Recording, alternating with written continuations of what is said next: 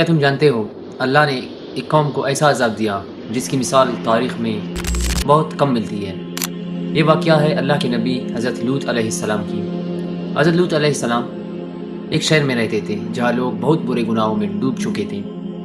وہ ایسا کام کرتے تھے جو انسانی فطرت کے خلاف تھی اور کھلے عام گناہ کرتے تھے۔ حضرت لوط علیہ السلام نے اپنی قوم کو بار بار سمجھایا، اللہ سے ڈرو، گناہوں کو چھوڑ دو اور سیدھے راستے پر آ جاؤ، مگر ان کی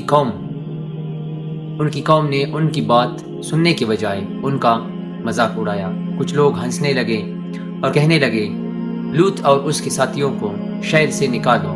جب ان کا ظلم اور گناہ حد سے بڑھ گیا تو اللہ نے فیصلہ کر لیا۔ ایک دن اللہ نے فرشتوں کو بھیجا جو انسانی شکل میں حضرت لوط علیہ السلام کے پاس مہمان بن کر آئے۔ حضرت لوط علیہ السلام ان مہمانوں کو دیکھ کر پریشان ہوئے کیونکہ انہیں اپنی قوم کے رویے کا پتہ تھا۔ جلد ہی شہر کے لوگوں کو پتہ چل گیا کہ لوط علیہ السلام کے گھر میں مہمان آئے ہیں اور وہ غصے میں ان کے گھر کے باہر جمع ہو گئے۔ مگر اس وقت فرشتوں نے حضرت لوط علیہ السلام کو تسلی دی۔ انہوں نے کہا، ہم اللہ کے فرشتے ہیں، تمہاری قوم اب بچ نہیں سکتی۔ پھر فرشتوں نے حکم دیا، اپنے گھر والوں کو لے کر رات ہی رات شہر چھوڑ دو اور پیچھے مڑ کر مت دیکھنا۔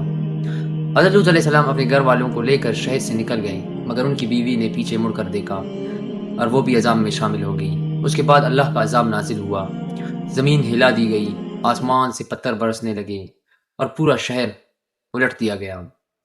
ایک لمحے میں وہ شہر جو گناہوں سے بھرا تھا تباہ ہو گیا۔ یہ واقعہ آج بھی انسانیت کے لیے ایک سبق ہے۔ گناہ چاہے کتنا ہی عام کیوں نہ ہو جائے، اللہ کی نظر میں پھر بھی وہ گناہ ہی رہتا ہے۔ اس لیے اللہ سے معافی مانگو اور اپنی زندگی کو سیدھے راستے پر لاؤ، کیونکہ جب اللہ کا عذاب آتا ہے تو پھر کسی کو بچنے کا موقع نہیں ملتا۔